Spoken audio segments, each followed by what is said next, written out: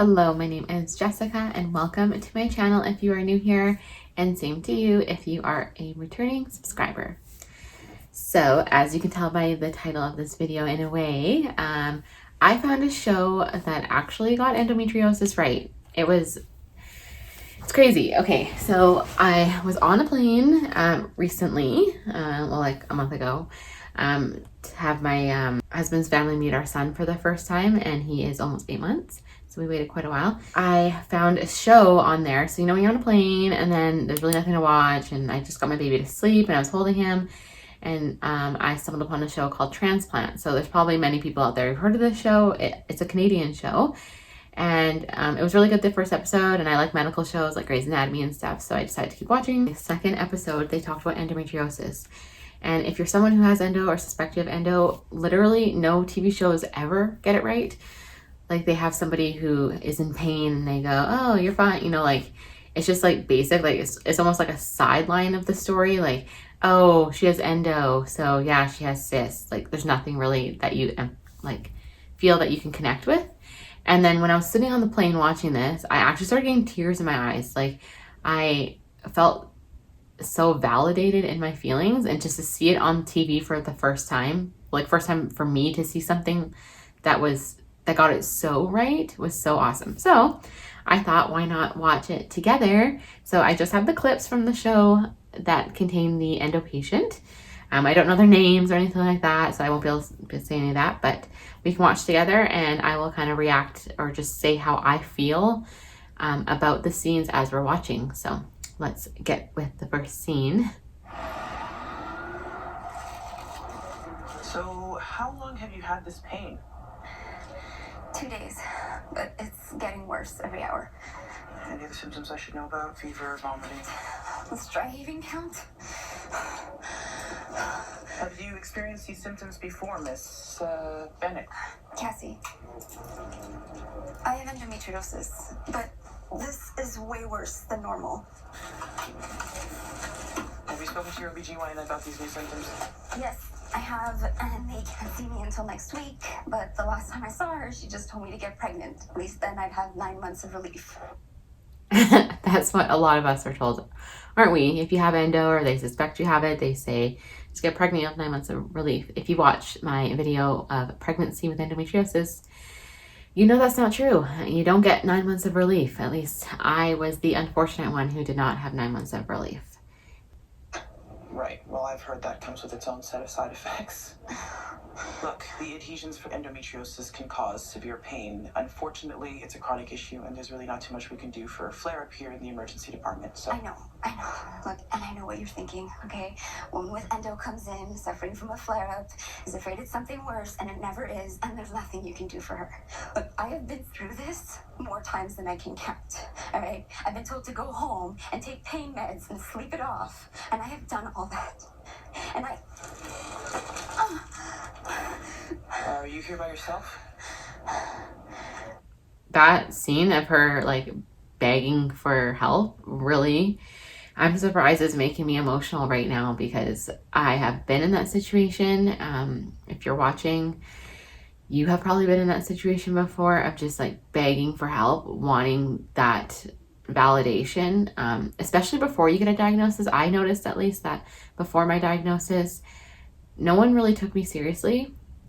And I got a little bit more better treatment after my diagnosis because I had a surgical diagnosis.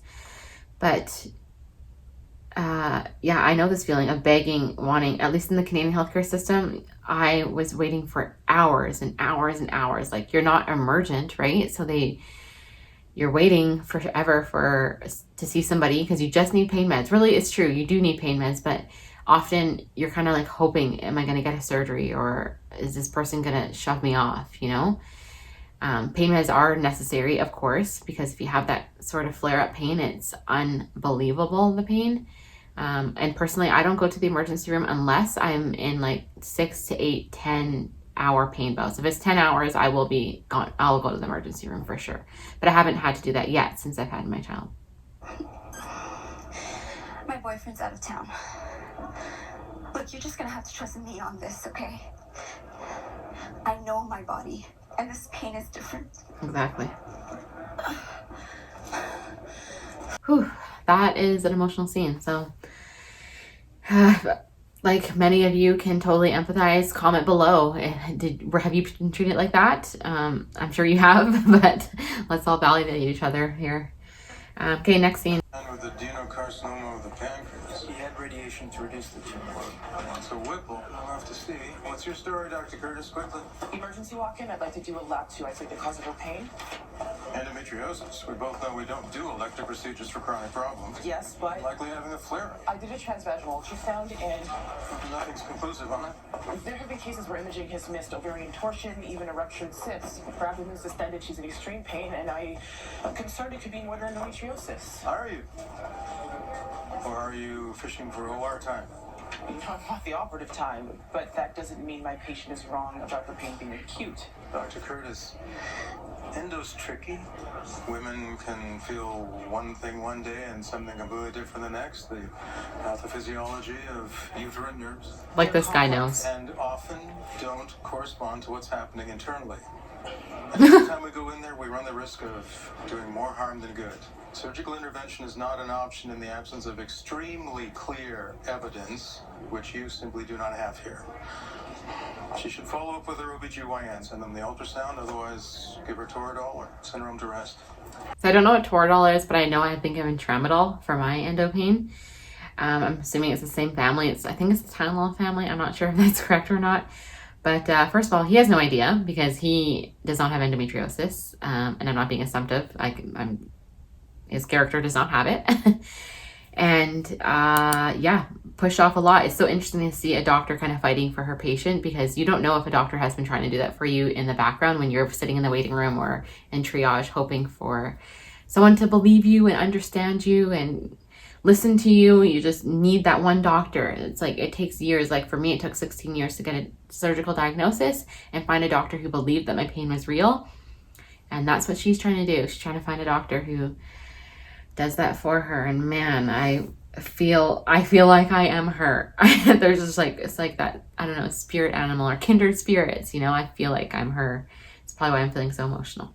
Okay, so now I'll move to the next scene.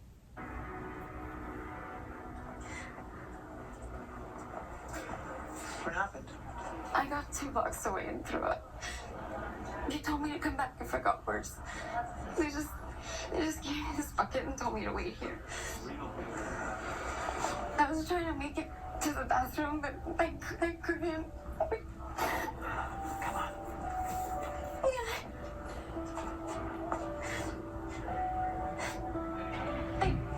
I need someone to fight for me.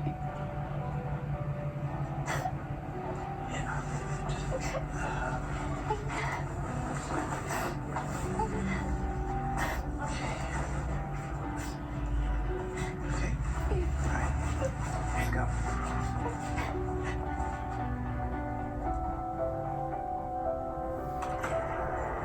Dr. Singh? Okay, good on them for showing that scene to show a bloody chair. Like, I swear I had never seen that on a show, ever. So that's amazing. Dr. Singh, the endometriosis patient I brought you earlier? That was in her home. We did, and she's back in agony. She's vomiting, she's hemorrhaging, which we both know are signs of a ruptured cyst and not just chronic endo pain. She needs surgery now. Book an OR, staff. And I want to stay on to see this patient through. It's your call. If it is ruptured, it's good we got it when we did. Just like the annoyance, I guess, of being a doctor, not having someone else do and then taking credit. But yeah, so I've had cyst bursts and leaks, and luckily I've never had internal bleeding that I know of. I mean, I've had a lot of pain and ultrasounds to check it, but with the Canadian healthcare system, again, you wait forever. But I've never had my blood leak all over a chair like that before. I used during that time I would use really, really heavy pads, and normally the heaviest of my bleeding would be before I even went to the hospital. I feel for this girl. I'm sure many of you have been this girl. So I believe the next scene is the last scene here, right after she got her surgery. Yeah, I just feel interesting right now. It's like, I feel happy that this is represented, and also kind of like frustrated because it's like, about damn time that Endo was properly represented on TV, you know. Yeah, let's watch the next scene.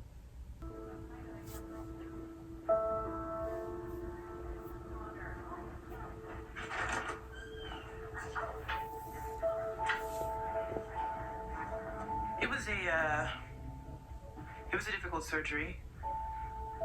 In addition to the extensive scarring from the endometriosis, she also had a hemorrhaging ruptured cyst. And as a result of the damage, we had to remove one of your ovaries. I lost an ovary? Well, the good news is we got in time to save the other one.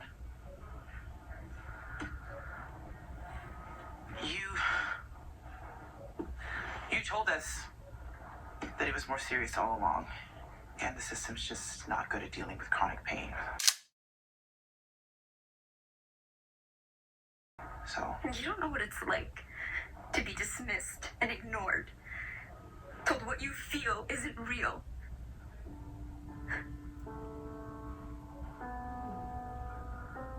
Cassie, I just wanted you to hear someone say you were right. I know I was.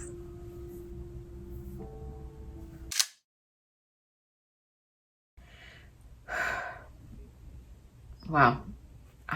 You saw it. It's emotional. If you've got endo, I suspect you do, you know those feelings, you know it. So hopefully, I don't know if any of you guys have watched this before. I don't know if it's circulated the internet much, but I hope that you tune into, it's on Crave. So if you watch Crave, it's on there. I don't know how else you could watch it. I don't know if any other streaming services have it, but I would say a good job to Transplant. They did a freaking fantastic job at really showing on screen in a real way what endo is in the hospital setting, like how it is.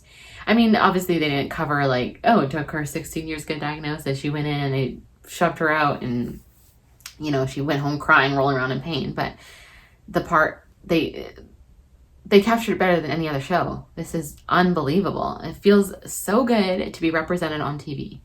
So freaking good. And let me know in the comments, does it feel good to you? Like seeing those scenes, did it strike up any emotion in you?